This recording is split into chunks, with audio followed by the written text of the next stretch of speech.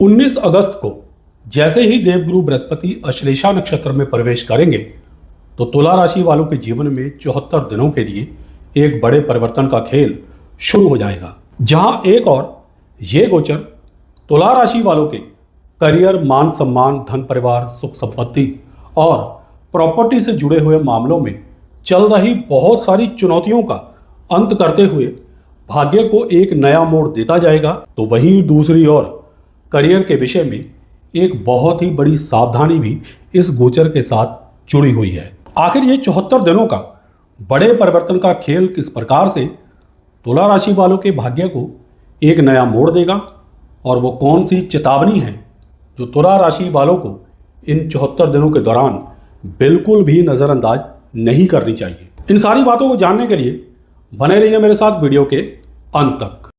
नमस्कार, मैं हूं आचार्य प्रकाश दत्त और आप देख रहे हैं ज्योतिष ज्ञान शास्त्र। उम्मीद करता हूं कि महादेव की कृपा से आप सभी सकुशल होंगे। गुरु गोचर ऑन अश्लेषा नक्षत्र 74 दिन बड़े परिवर्तन का समय, भाग्य लेने वाला है एक नया मोड़। हमारी इस विशेष श्रृंखला में तुला राशि वाले सभी दर्शकों का हार्दिक स्वागत है। दोस्तों, जहां तक देवगुरु बृहस्पति की चाल का संबंध है तो वो इस समय आपकी जन्म कुंडली के 10th हाउस में कर्क राशि में गोचर कर रहे हैं, जहां से उनकी 5वीं दृष्टि 2nd हाउस पर, 7वीं दृष्टि 4th हाउस पर और 9वीं दृष्टि 6th हाउस पर पड़ रही है। कॉन्सिक्वेंटली ये गोचर आपके करियर, आर्थिक स्थिति, जीवन की सुख सुविधाओं, वाहन, प्रॉपर्टी, लीगल मैटर्स, ऋण और रोग जैसे अहम क्षेत्रों में एक महत्वपूर्ण रोल निभाता हुआ जाएगा। अब एक बात मैं आपको पहले से ही बता देता हूं, क्योंकि कुछ लोगों के मन में ये प्रश्न अवश्य आ रहा होगा कि 19 अगस्त को तो देवगुरु बृहस्पति कोई राशि परिवर्तन भी नहीं कर रहे, तो फिर ऐसा क्या विशेष बदलाव आने वाला है जो तुला राशि वालों के भाग्य को एक नया मोड़ दे सकता है। तो देखिए, 19 अगस्त को जो बड़ी घटना होने जा रही है वो है देवगुरु बृहस्पति का पुष्य नक्षत्र से निकलकर अश्लेषा नक्षत्र में प्रवेश। अब क्योंकि ये सारे के सारे बदलाव नक्षत्र परिवर्तन के कारण आपके जीवन में आ रहे हैं, इसलिए हमें उस अश्लेषा नक्षत्र की खूबियों और कमियों को जानना अत्यंत आवश्यक है, जिसके कारण ये बदलाव या खेल आपके जीवन में शुरू होने जा रहे हैं। दोस्तों, जहां तक अश्लेषा नक्षत्र की खूबियों और कमियों का प्रश्न है, तो इस बात को समझने के लिए हमें सबसे पहले इसके अधिदेवता और इसके सिंबल यानी चिन्ह के बारे में जानना होगा, जिससे हमें सारी क्लैरिटी मिल जाएगी। देखिए, इस नक्षत्र के अधिदेवता नाग हैं और इसका जो सिंबल है वो है एक कुंडली मारे हुए सर्प का। अब इस सिंबल को जरा गौर से समझिए। देखिए, जब एक सर्प कुंडली मारकर बैठा हुआ होता है तो उसका जो फन वाला हिस्सा होता है वो हमें एक्शन मोड में दिखाई देता है, लेकिन उसका जो कुंडली मारकर बैठा हुआ हिस्सा होता है वो हमें निष्क्रिय अवस्था यानी पैसिव मोड में दिखाई देता है। ठीक इसी प्रकार से अश्लेषा नक्षत्र की एक खासियत है कि जो इसकी कार्य क्षमता हमें ऊपरी तौर पर बाहर से दिखाई देती है, उसके मुकाबले इसके भीतर बहुत ज़्यादा पोटेंशियल छुपा हुआ होता है जो वर्किंग मोड में नहीं होता। कहने का भाव यह है कि इस नक्षत्र के अंदर एक रिजर्व पावर होती है जो हमें भले ही प्रत्यक्ष रूप से दिखाई नहीं देती, लेकिन सही समय आने पर वो एक्टिव होकर अपना काम करने लग जाती है। दैट्स वाई कि जब यह नक्षत्र किसी ग्रह के गोचर द्वारा एक्टिव होता है तो कठिन से कठिन परिस्थितियों में भी व्यक्ति को कोई ना कोई रास्ता दिखाई देने लग जाता है। जहां नॉर्मल सिचुएशन में यानी सामान्य हालात में कोई समाधान नजर नहीं आता, वहीं यह नक्षत्र कोई ना कोई ऐसा रास्ता निकाल देता है जिसकी व्यक्ति को उम्मीद तक नहीं होती। अब दूसरी इस नक्षत्र की सबसे बड़ी खूबी है स्ट्रेटेजी बनाने की क्षमता, यानी किसी भी काम को प्लानिंग के साथ व्यवस्थित करके पूरा करने की क्षमता। इसके पीछे का कारण यह है कि इसके स्वामी ग्रह बुध हैं, जो बुद्धि, तर्क, समझ और परिस्थितियों को देखकर सही रणनीति बनाने के कारक हैं। इसलिए इस नक्षत्र के अंदर किसी भी काम को करने से पहले ही सही स्ट्रेटेजी बना लेने की क्षमता कूट कूट कर भरी हुई होती है। अब इस नक्षत्र की तीसरी बड़ी खूबी है पकड़े हुए काम को पूरा करके अंजाम तक पहुंचाना, यानी काम को सक्सेसफुली कंप्लीट करना। अब इस बात को भी समझ लीजिए। देखिए, अश्लेषा नक्षत्र कर्क राशि के अंदर 13 डिग्री 20 मिनट में कंप्लीट हो जाता है, यानी कर्क राशि के अंत में। यह नक्षत्र कर्क राशि से आगे वाली राशि में नहीं जाता, बल्कि इसी राशि में अपना सफर पूरा कर लेता है। ठीक उसी प्रकार से इस नक्षत्र की प्रकृति भी कुछ ऐसी ही है कि जब ये किसी ग्रह गोचर के द्वारा एक्टिव होता है तो ग्रह जितने समय तक इस नक्षत्र के ऊपर से ट्रांजिट करता है उतने ही समय के दौरान ये ज्यादातर कामों को पूरा करवाने की कोशिश करता है। कामों को पेंडिंग छोड़कर आगे ले जाना इसके स्वभाव में शामिल नहीं है। यानी कि गुरु का गोचर जब इस नक्षत्र में 19 अगस्त से शुरू होगा और 31 अक्टूबर को जाकर खत्म होगा, तब तक आपके बहुत सारे काम लगभग कंप्लीट हो चुके होंगे और जो काम कंप्लीट नहीं भी हुए होंगे वो तकरीबन कंप्लीट होने की दिशा में काफी आगे बढ़ चुके होंगे। अब इसकी एक और खासियत समझिए, जहां एक तरफ यह नक्षत्र पुराने पकड़े हुए कामों को पूरा करवाने की क्षमता रखता है, वहीं दूसरी ओर एक काम के पूरा हो जाने के बाद एक नई शुरुआत भी कर देता है। अब इस बात को भी जरा गौर से समझ लीजिए। देखिए, सर्प की एक और विशेष क्वालिटी होती है। सर्प कुछ समय के अंतराल के बाद अपनी केंचुली यानी अपनी पुरानी ऊपरी खाल की परत को छोड़कर नए रूप में आगे बढ़ता है। जो गांव के लोग होंगे वो जानते होंगे, उन्होंने केंचुली देखी होगी, मैंने भी ये देखी हुई है। हिंदी भाषा में इसे केंचुली कहते हैं और हमारे पंजाब में शायद इसे कंज कहते हैं। जो नई जनरेशन के लोग हैं शायद उन्होंने नहीं देखी होगी। एनीवे, ठीक वैसे ही ये नक्षत्र भी एक काम को पूरा करने के बाद एक नई शुरुआत का रास्ता खोल देता है। अपार्ट फ्रॉम दिस, क्योंकि इस नक्षत्र के स्वामी ग्रह बुध हैं, इसलिए इस नक्षत्र में लीडिंग क्वालिटी यानी नेतृत्व क्षमता, रहस्यमय व्यक्तित्व और व्यापारिक मामलों में अच्छी खासी सूझबूझ भी देखी जाती है। लेकिन इतनी सारी खूबियां होने के बावजूद भी इस नक्षत्र में एक बहुत ही बड़ा ड्रॉबैक भी है, यानी एक कमी भी है, और वो है इसकी शंकालु यानी डाउटफुल प्रवृत्ति। ये नक्षत्र व्यक्ति को जरूरत से ज्यादा सावधान कर सकता है। जैसे सर्प जो होता है, जरा सी भी शंका होने पर तुरंत अपना फन उठा लेता है, ठीक इसी प्रकार से यह नक्षत्र भी व्यक्ति को कई बार जरूरत से ज्यादा सावधान और शंकालु बना देता है। व्यक्ति जरा सी बात पर दूसरों के ऊपर डाउट करने लग जाता है और यहां तक कि कई बार व्यक्ति दूसरे लोगों के ऊपर विश्वास ही नहीं कर पाता। और इसी डाउटफुल नेचर के कारण व्यक्ति कई बार या तो अपना नुकसान कर बैठता है या फिर दूसरों का नुकसान कर बैठता है। प्रेडिक्शन करते वक्त मैं आपको इन सारी क्वालिटीज के बारे में बताऊंगा कि कैसे ये सारी क्वालिटीज इस गोचर में इंप्लीमेंट होंगी। कुल मिलाकर देखें तो इस नक्षत्र की असली ताकत है इसका हिडन पोटेंशियल, यानी इसकी छुपी हुई क्षमता जो वक्त आने पर काम करती है, और इसका सबसे बड़ा ड्रॉबैक यानी कमी है इसकी डाउटफुल नेचर। अब इन्हीं सारी खूबियों और कमियों को ध्यान में रखते हुए हम ये देखेंगे कि आने वाले 74 दिनों में देवगुरु बृहस्पति इस नक्षत्र के ऊपर से गोचर करते हुए आपके भाग्य को किस प्रकार से एक नया मोड़ देते जाएंगे। दोस्तों, सबसे पहले बात करते हैं आपके 10th हाउस की, जहां देवगुरु बृहस्पति का गोचर हो रहा है, क्योंकि 10th हाउस सीधे सीधे आपके करियर और प्रोफेशन से जुड़ा हुआ है। चाहे आप नौकरी पेशा हैं या बिजनेस करते हैं, तो 19 अगस्त से लेकर 31 अक्टूबर तक आने वाले ये 74 दिन आपके करियर के लिए काफी महत्वपूर्ण रहने वाले हैं। तुला राशि वाले वैसे भी जीवन में किसी भी काम को बिना सोचे समझे करने की बजाय नाप तोल कर आगे बढ़ने वाले होते हैं, लेकिन अब अश्लेषा नक्षत्र की जो स्ट्रेटेजी बनाने वाली स्ट्रेंथ है उसका सीधा साथ मिलने के कारण आपकी प्लानिंग और भी बेहतर हो जाएगी। यानी कि अब आप सिर्फ मेहनत करके आगे बढ़ने की कोशिश ही नहीं करेंगे, बल्कि कहां कितना प्रयास करना है, किस समय क्या करना है और किस स्ट्रेटेजी के साथ आगे बढ़ना है, इन बातों को लेकर आपकी समझ पहले से कहीं क्लियर होगी। और यहां पर एक बात बहुत ही इंटरेस्टिंग है, वो ये है कि जो लोग काफी समय से अपने करियर में एक ही पोजीशन पर अटके हुए हैं, उनके लिए ये 74 दिन बहुत बड़ी मूवमेंट पैदा कर सकते हैं। यानी जहां चीजें लंबे समय से एक ही जगह पर रुकी हुई थी, अब वहां इन 74 दिनों में आगे बढ़ने की संभावना बनेगी। नौकरी पेशा लोगों के लिए इसका सीधा सीधा लाभ करियर में देखने को मिलेगा। कोई ऐसा काम जो काफी समय से अधूरा पड़ा हुआ था, उसके पूरे होने की दिशा में तेजी आ सकती है। इंक्रीमेंट, प्रमोशन या करियर से जुड़ा हुआ कोई रुका हुआ मामला जो पहले किसी कारण से आगे नहीं बढ़ पा रहा था, वो इन 74 दिनों के दौरान कंप्लीट हो सकता है या कम से कम कंप्लीट होने की दिशा में काफी हद तक आगे बढ़ सकता है। और यदि बात करें बिजनेस की, तो यहां पर भी ये गोचर और महत्वपूर्ण हो जाता है। अगर काफी समय से आपके मन में बिजनेस एक्सपेंशन की कोई प्लानिंग चल रही थी, कोई नया बिजनेस शुरू करने का विचार था, बिजनेस के लिए कोई नई पॉलिसी लागू करनी थी, कोई बिजनेस पॉइंट ऑफ व्यू से प्रॉपर्टी खरीदनी थी या सेल्स को बढ़ाने के लिए कोई नई स्ट्रैटेजी बनानी थी, तो आगे आने वाले 74 दिनों में आप उन चीज़ों को सिर्फ सोचने तक ही सीमित नहीं रहेंगे, बल्कि उन्हें इंप्लीमेंट करने की दिशा में आ सकते हैं। एक और खास बात यहाँ पर ध्यान देने वाली है, अश्लेषा नक्षत्र की जो सबसे बड़ी खूबियों में से एक है वो है एक काम को कंप्लीट करके उसके बाद कोई नई शुरुआत का रास्ता खोलना, उसका लाभ भी आपको मिलेगा।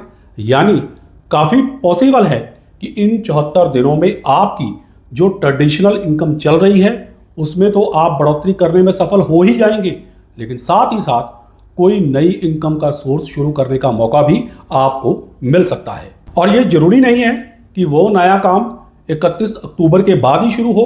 काफ़ी पॉसिबल है कि अक्टूबर खत्म होने से पहले पहले किसी पुराने काम के कंप्लीट होने के बाद कोई नई शुरुआत आपके सामने आ जाए। अब 10th हाउस से जुड़ी हुई कुछ और महत्वपूर्ण बातें भी हैं जिन्हें नज़रअंदाज नहीं किया जा सकता। बॉस और सीनियर्स की बात करें तो आपके काम और आपकी परफॉर्मेंस को उनके द्वारा नोटिस किए जाने की संभावना बढ़ेगी। जो लोग लंबे समय से अपने काम को एड्रेस ना किए जाने के कारण परेशान थे, यानी वो रिवॉर्ड चाहते थे, उनके लिए ये समय काफ़ी महत्वपूर्ण रहेगा। इसी के साथ साथ आपकी प्रोफेशनल इमेज और रेपुटेशन भी मजबूत होगी, यानी आप अपने काम के क्षेत्र में किस तरह से देखे जाते हैं, आपकी एक अलग पहचान किस तरह से बनती है, इसमें भी सुधार देखने को मिलेगा। और तीसरी बात है डिसीजन मेकिंग और रिस्पॉन्सिबिलिटीज।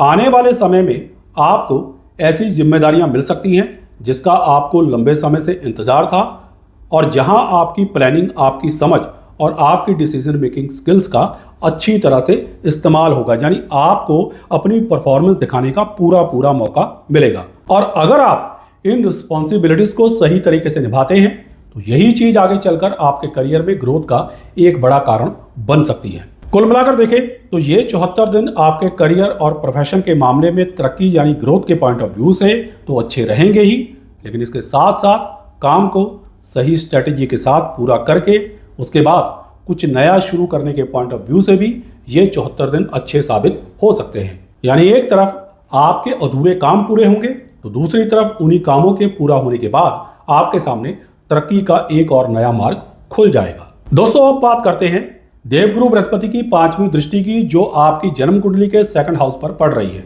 और आने वाले 74 दिनों में देवगुरु बृहस्पति की ये दृष्टि आपके धन और आर्थिक स्थिति के मामले में बहुत बड़ा रोल अदा करने वाली है। जैसा कि मैंने आपको 10th हाउस की प्रेडिक्शन करते वक्त बताया था कि करियर और प्रोफेशन के क्षेत्र में आगे बढ़ने के आपके अवसर बनेंगे, लेकिन उसी के साथ साथ 2nd हाउस पर देवगुरु बृहस्पति की दृष्टि के कारण उसी कामकाज के माध्यम से आपकी इनकम और धन में भी बढ़ोतरी देखने को मिलेगी। सबसे खास बात यह रहेगी कि पैसा कमाने और पैसा लाने से संबंधित जो भी काम रुके हुए थे, जो भी पैसे कहीं अटके हुए थे, उनके मिलने की संभावना बनेगी। अगर आपका कोई पैसा किसी व्यक्ति या किसी जगह पर फंसा हुआ है तो इन 74 दिनों के दौरान उसकी वापसी का रास्ता खोल सकता है। इसी तरह से अगर आपकी इंक्रीमेंट रुकी हुई है तो क्वाइट पॉसिबल है कि वो आपको मिल जाए। अगर बिजनेस का कोई पेमेंट कहीं अटका हुआ है, किसी पार्टी से पैसा लेना है और काफ़ी समय से वो पैसा नहीं मिल पा रहा था, तो उसके मिलने की भी संभावना इन 74 दिनों में बन रही है। यानी सिर्फ इनकम बढ़ने की बात नहीं है, बल्कि पुराना रुका हुआ धन वापस आने और धन से जुड़े हुए अधूरे कामों के कंप्लीट होने का समय भी इस समय के दौरान बहुत ही बढ़िया रहेगा। और इसके साथ साथ एक और अच्छी बात यह है कि पुराने धन की वसूली के साथ साथ नई इनकम के रिसोर्सेज भी खोल सकते हैं। यानी एक तरफ पुराना पैसा वापस आएगा तो दूसरी तरफ कमाई के नए रास्ते भी आपके सामने आ सकते हैं। अब 2nd हाउस सिर्फ धन का ही नहीं बल्कि कुटुंब और परिवार का भी हाउस है। इसलिए अगर परिवार में काफ़ी समय से कोई समस्या चल रही है, कोई आपसी तनाव था या परिवार से जुड़ा हुआ कोई मामला अटका हुआ था, तो इन 74 दिनों में उसके समाधान की दिशा में भी आगे बढ़ने की संभावना प्रबल रहेगी। और 2nd हाउस आपकी वाणी को भी दर्शाता है। यहाँ अश्लेषा नक्षत्र के स्वामी बुध की स्ट्रैटेजी और बुद्धि का प्रभाव आपकी स्पीच में भी दिखाई दे सकता है। यानी आपकी वाणी में एक अलग तरह की धार आ जाएगी। आप सिर्फ बोलेंगे ही नहीं बल्कि कब क्या बोलना है, किसके सामने क्या बोलना है और किस तरीके से अपनी बात रखनी है, इसकी समझ आपकी पहले से बेहतर होगी। और कई बार यही वाणी की धार आपके लिए धन और अवसर दोनों पैदा करने का काम कर सकती है। कुल मिलाकर देखें तो देवगुरु बृहस्पति की 5वीं दृष्टि आपके 2nd हाउस पर पढ़कर इन 74 दिनों में रुके हुए धन को वापस लाने, इनकम बढ़ाने, नए इनकम रिसोर्सेज खोलने और परिवार तथा वाणी से जुड़े हुए मामलों को बेहतर करने में एक महत्वपूर्ण भूमिका निभा सकती है। दोस्तों, अब बात करते हैं देवगुरु बृहस्पति की 7वीं दृष्टि की, जो आपकी जन्म कुंडली के 4th हाउस पर पड़ रही है। और यहां पर सबसे इंटरेस्टिंग बात यह है कि आने वाले 74 दिनों में घर, जमीन, प्रॉपर्टी और वाहन से जुड़े हुए जो काम लंबे समय से अधूरे या रुके हुए थे, उनके पूरा होने का रास्ता खुल सकता है। यानी अगर आप काफी समय से कोई प्रॉपर्टी खरीदने या बेचने की प्लानिंग कर रहे थे, लेकिन किसी कारण से बात आगे नहीं बढ़ पा रही थी, तो अब उसमें मूवमेंट आ सकती है। अगर कोई कंस्ट्रक्शन का काम अधूरा पड़ा हुआ था, घर में रेनोवेशन करवाना था, कोई बदलाव करना था, या प्रॉपर्टी से जुड़ा हुआ कोई ऐसा काम था जो लंबे समय से पेंडिंग चला आ रहा था, तो इन 74 दिनों में उसके कंप्लीट होने की पूरी संभावना है। इसी तरह से अगर काफी समय से व्हीकल अपग्रेड करने का विचार चल रहा था, नया व्हीकल खरीदना था, पुराना व्हीकल बेचकर नया लेना था, तो उस दिशा में भी आगे बढ़ने का अवसर मिल सकता है। और अगर आप प्रॉपर्टी डीलिंग, रियल एस्टेट या व्हीकल्स की खरीद फरोख्त से जुड़े हुए बिजनेस में हैं, तो यह समय आपके लिए और भी महत्वपूर्ण हो सकता है। इन 74 दिनों में आपके काम में मूवमेंट बढ़ सकती है और आपके प्रॉफिट और बिजनेस अपॉर्चुनिटीज में भी बढ़ोतरी देखने को मिल सकती है। अब 4th हाउस सिर्फ जमीन, मकान और वाहन का ही नहीं, बल्कि माता और घरेलू सुख का भी हाउस है। इसलिए अगर माता के स्वास्थ्य को लेकर इस समय कोई प्रॉब्लम चल रही है, तो आने वाले समय में सही ट्रीटमेंट या सही रास्ता मिलने की संभावना बन सकती है, जिससे उन्हें हेल्थ बेनिफिट मिल सके। और यदि घरेलू सुख की बात करें, तो घर से जुड़े हुए जो भी मामले आपको काफी लंबे समय से परेशान कर रहे थे, उनमें भी धीरे धीरे राहत आने की संभावना बनेगी। कुल मिलाकर देखें तो देवगुरु बृहस्पति की 7वीं दृष्टि 4th हाउस पर पड़कर इन 74 दिनों में भूमि, मकान, प्रॉपर्टी, व्हीकल, माता के स्वास्थ्य और घरेलू सुख से जुड़े हुए अधूरे कामों को आगे बढ़ाने और उन्हें पूरा करवाने में महत्वपूर्ण भूमिका निभा सकती है। यानी जो चीजें लंबे समय से आपके जीवन में पेंडिंग पड़ी थी, उनमें अब मूवमेंट आएगी और कई मामलों में बात कंप्लीशन तक भी पहुंच सकती है। दोस्तों, अब बात करते हैं देवगुरु बृहस्पति की 9वीं दृष्टि की, जो आपकी जन्म कुंडली के 6th हाउस पर पड़ रही है। और इस दृष्टि का सबसे बड़ा फल अगर किसी एक क्षेत्र में देखने को मिलेगा, तो वो है कोर्ट केसेस और आपके विरोधी पक्ष से जुड़े हुए मामले। अगर आपका कोई कोर्ट केस चल रहा है, तो इन 74 दिनों के दौरान उसमें बहुत बड़ी मूवमेंट देखने को मिल सकती है, जो अल्टीमेटली आपकी फेवर में जा सकती है। इसके पीछे 2 बड़े कारण हैं। पहला, देवगुरु बृहस्पति अश्लेषा नक्षत्र में आकर 6th हाउस पर दृष्टि दे रहे हैं, और दूसरा, शनि का ट्रांजिट भी आपके 6th हाउस में हो रहा है, जो शत्रुहंता यानी शत्रुओं को डिफीट करने का काम करते हैं। इसलिए अगर कोई कोर्ट केस काफी समय से चल रहा है और उसकी तारीखें आपको नहीं मिल रही थी, तो अब तारीखें जल्दी मिलने की संभावना बन सकती है। और अगर कोई फाइनल डेट पहले से लगी हुई है, तो इस समय डिसीजन आपके पक्ष में आने की संभावना भी बन सकती है। और कई बार कोर्ट केसेस में सबसे बड़ी जरूरत होती है किसी ऐसे एविडेंस या प्रूफ की जो पूरी सिचुएशन को ही बदल कर रख दे। तो इन 74 दिनों में कोई ऐसा एविडेंस आपके पक्ष में आ सकता है, जिसकी वजह से आपका केस एक तरह से 90 डिग्री फ्लिप लेकर आपकी फेवर में मुड़ जाए। अब 6th हाउस का संबंध हेल्थ से भी होता है।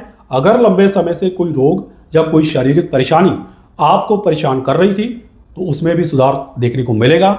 सही ट्रीटमेंट, सही डॉक्टर या सही तरीके से मिलने वाला इलाज आपकी हेल्थ को धीरे धीरे बेहतर बना सकता है। जहां तक विद्यार्थियों की बात है, तो कंपटीशन और कॉम्पिटिटिव एग्जाम के मामले में भी यह समय आपको बेहतर तरीके से मेहनत करने और अपने विरोधियों से आगे निकलने में मदद कर सकता है। खासकर जहां मुकाबला ज्यादा है, वहां आपकी मेहनत और स्ट्रेटेजी आपको एडवांटेज दे सकती है। अब अगर ऋण या लोन का कोई मैटर आपके लिए सरदर्द बना हुआ है, ईएमआई चुकाने में परेशानी आ रही है, तो इन 74 दिनों में उसे चुकाने का कोई ना कोई रास्ता निकल सकता है। इनकम बढ़ने, रुका हुआ पैसा वापस मिलने या किसी दूसरे फाइनेंशियल अरेंजमेंट के कारण आप अपने ऋण का बोझ कम करने की दिशा में सफल हो सकते हैं। और अगर आप किसी तरह का स्पेशल वेवर यानी छूट लेना चाहते हैं, तो उसके लिए अप्लाई करने के पॉइंट ऑफ व्यू से भी यह समय काफी अच्छा रहेगा, यानी ये 74 दिन फेवरेबल रहेंगे। कुल मिलाकर देखें तो देवगुरु बृहस्पति की 9वीं दृष्टि 6th हाउस पर पड़ने के कारण आने वाले 74 दिनों में आपके जीवन के कई चैलेंजेस कम हो सकते हैं। आपके विरोधी, आपके ओपोनेंट यानी राइवलरी वाले खेमे की ताकत आपसे दबकर चल सकती है। यानी इन 74 दिनों में आपको बढ़त मिल सकती है और इसीलिए ये 74 दिन सिर्फ चैलेंजेस को कम करने का समय नहीं, बल्कि अपने ओपोनेंट्स के ऊपर जीत प्राप्त करने का समय भी साबित हो सकता है। इतना ही नहीं, इन सारे बेनिफिट्स के अलावा इस पूरे गोचर काल में बुध ग्रह की इन्वॉल्वमेंट के कारण आपको कुछ ऐसे और अतिरिक्त लाभ मिलेंगे जो इस गोचर की खूबसूरती को और चार चांद लगा देंगे। देखिए, अश्लेषा नक्षत्र के स्वामी ग्रह बुध हैं। अश्लेषा नक्षत्र एक्टिव होगा, कॉन्सिक्वेंटली उसके स्वामी ग्रह बुध भी एक्टिव हो जाएंगे। और बुध ग्रह क्योंकि आपकी जन्म कुंडली में 9th हाउस तथा 12th हाउस के स्वामी हैं, इसलिए इस पूरे गोचर काल के दौरान यानी इन 74 दिनों में आपको भाग्य का पूरा पूरा साथ मिलेगा। अब तक जितने भी तमाम बेनिफिट्स मैंने आपको अब तक बताए हैं, उनमें भाग्य का सपोर्ट मिलने से आपके कार्यों में और भी गति आएगी। काम सिर्फ आगे ही नहीं बढ़ेंगे, बल्कि और भी जल्दी और सक्सेसफुली संपन्न होने की संभावना बनेगी। और इसी के साथ साथ एक स्पेशल चीज जो है वो ये है कि विदेश यात्रा के मामले में आपको बहुत बड़ा बेनिफिट मिलेगा। विदेश यात्रा किसी भी कारण से हो, जॉब के लिए हो, घूमने फिरने के लिए हो, कामकाज के लिए हो, या फिर आप स्थायी तौर पर वहां जाकर बसना चाहते हैं या ऑलरेडी वहां पर है, तो उन सभी लिहाज से ये गोचर आपके लिए बहुत ही बेनिफिशियल रहने वाला है। यानी बुध ग्रह की ये इन्वॉल्वमेंट इस पूरे गोचर काल में आपके लिए भाग्य और विदेश से जुड़े हुए मामलों में एक अतिरिक्त सपोर्ट लेकर आएगी। अब लगे हाथ इस गोचर की कुछ विशेष अवधियों को भी नोट कर लीजिए, जिनमें कुछ खास तरह की चीजें आपको देखने को मिलेंगी। देखिए, ये जो अवधियां कैलकुलेट की गई हैं, ये D9 चार्ट के अकॉर्डिंग इस गोचर काल में अलग अलग समय पर देवगुरु बृहस्पति की स्थिति के अनुसार कैलकुलेट की गई हैं।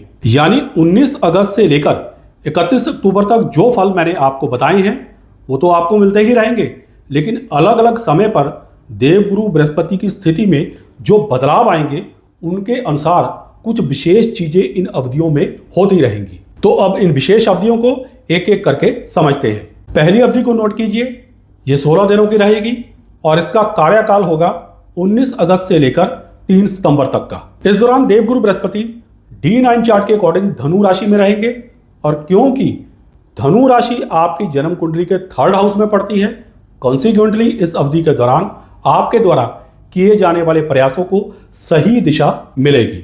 आपके अंदर हिम्मत आएगी, हौसला बढ़ेगा, कॉन्फिडेंस लेवल आपका बढ़ेगा और जिस काम को भी आप हाथ डालेंगे वो काम सफलता की ओर बढ़ना शुरू हो जाएगा। तो विशेष तौर पर इस अवधि में पूरे चुस्त दुरुस्त रहकर अपने जीवन की गाड़ी को चलाइए, क्योंकि एक नई शुरुआत करने के पॉइंट ऑफ व्यू से और रुके हुए कामों को गति देने के पॉइंट ऑफ व्यू से यह समय बहुत ही अच्छा रहेगा। अब दूसरी अवधि को भी नोट कर लीजिए, यह भी 16 दिनों की है। ये शुरू होगी 4 सितंबर को और इसकी समाप्ति होगी 19 सितंबर को। इस दौरान देवगुरु बृहस्पति D9 चार्ट के अकॉर्डिंग मकर नवांश में रहेंगे। अब क्योंकि मकर राशि आपकी जन्म कुंडली के 4th हाउस में पड़ती है, कॉन्सिक्वेंटली इस अवधि में 4th हाउस से संबंधित मैटर्स ज्यादा एक्टिव हो जाएंगे। यानी भूमि, वाहन, मकान और प्रॉपर्टी से संबंधित जो भी कार्य हैं, चाहे खरीद फरोख्त का हो, कंस्ट्रक्शन का हो, रेनोवेशन का हो, खरीदने का हो या बेचने का, उन सभी कार्यों में गति आएगी और सफलता मिलने की संभावना बढ़ेगी। खास तौर पर जो काम लंबे समय से रुके हुए थे, उनमें इस अवधि के दौरान मूवमेंट आने के साथ साथ कंप्लीशन की स्थिति भी बन सकती है। जहां तक तीसरी अवधि का प्रश्न है, तो ये 19 दिनों की है। इसकी शुरुआत होगी 20 सितंबर को और ये खत्म होगी 8 अक्टूबर को। इस दौरान देवगुरु बृहस्पति D9 चार्ट के अकॉर्डिंग कुंभ नवांश में रहेंगे और कुंभ राशि क्योंकि आपकी जन्म कुंडली के 5th हाउस में पड़ती है, दैट्स वाई इस समय के दौरान 5th हाउस से संबंधित मामलों में आपको बढ़ चढ़कर सफलता मिलने की संभावना बनेगी।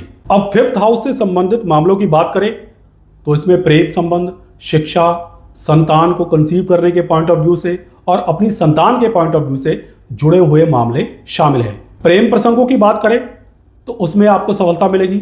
अगर प्रेम संबंधों में किसी तरह की कड़वाहट चल रही है तो वो भी इस अवधि के दौरान दूर होने की संभावना बनेगी। शिक्षा की बात करें तो शिक्षा में आ रही रुकावटें दूर होंगी और अगर आप स्ट्रीम चेंज करने के पॉइंट ऑफ व्यू से विचार कर रहे हैं तो इस अवधि में ये निर्णय लेने के लिए भी समय आपके लिए अच्छा रहेगा। संतान पक्ष की बात करें तो जो पति पत्नी संतान को कंसीव करना चाहते हैं उनके लिए कंसीव करने के पॉइंट ऑफ व्यू से यह समय अच्छा रहेगा।